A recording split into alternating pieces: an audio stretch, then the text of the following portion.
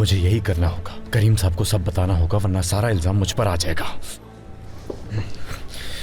मोहसिन साहब, ज़ैनब, क्या आपको डरा दिया मैंने? माफी चाहती हूँ। नहीं, बस मैं कुछ सोचों में गुम था।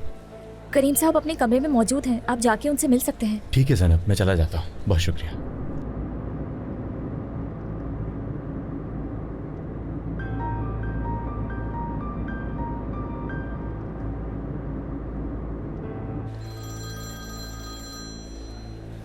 हेलो, आप कहाँ चले गए हैं? रिलैक्स हो जाओ मोहसिन, मैं कुछ दिनों तक ऑफिस नहीं आऊंगा। तुम्हें खबर करने के लिए फोन किया। तो तब तक मैं क्या करूंगा? बस तुम कोई भी बेवकूफ़ी मत करना।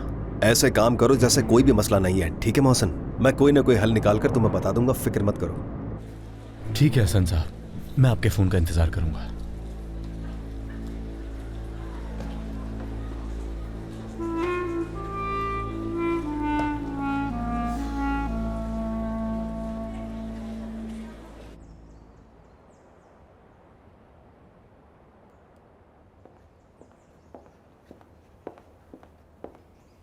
जुनैद के मामले से तुम बाहर क्यों नहीं निकल रही हो नसरीन?